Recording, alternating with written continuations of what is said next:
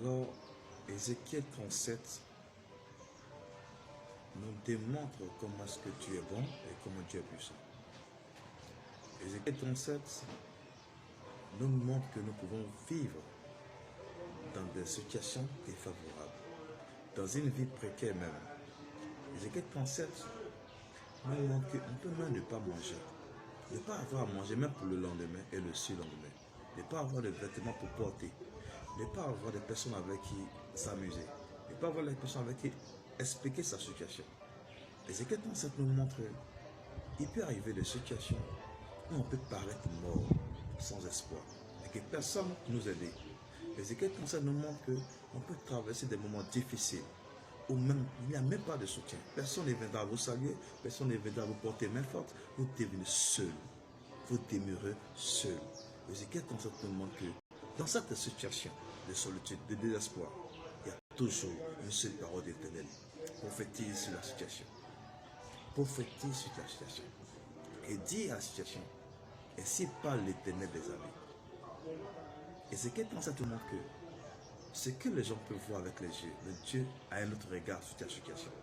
Les gens peuvent dire, tu es la femme qui a le ventre qui avale toujours les bébés, qui a le ventre qui est comme un cimetière, tu es la femme qui a toujours un seul pain qui porte tous les jours, tu es le gars qui n'a pas de travail, qui n'a jamais rien. Et ce que les gens disent, c'est ce qu'ils peuvent dire. Mais ce que Dieu dit de toi est contraire de ce que les gens disent. Donc le regard de l'homme vers toi est différent du regard que Dieu a avec toi.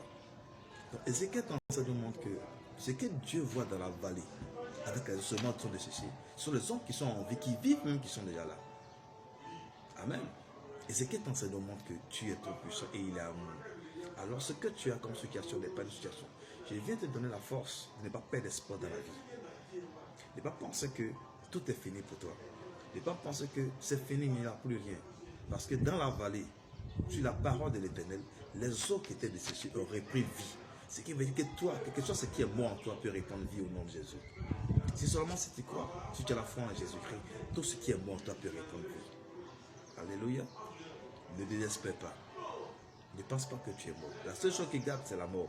Maintenant que tu es encore en vie, Christ peut remettre encore les choses en marche et te redonner encore la vie. Prends ton courage à deux mains et accepte encore Jésus-Christ dans tous ceux qui sont découragés du Seigneur Jésus-Christ. Ce n'est pas le moment de se décourager. Parce que les choses concourent au bien de ceux qui aiment Dieu. Si quelque chose de pire t'est arrivé, c'est pour la gloire de Jésus-Christ. Les gens vont penser que cette chose qui t'arrive, c'est pour t'ôter la vie, c'est pour te détruire, c'est pour te humilier. Mais en réalité, derrière cette situation, la gloire de Dieu est revenue vers toi.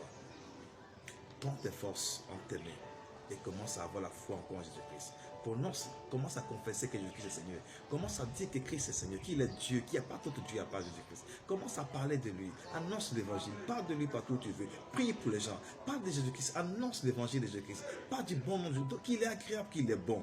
Parce que ta situation n'est pas une situation pour t'ôter la vie. Elle est la gloire de Jésus-Christ. Sois béni.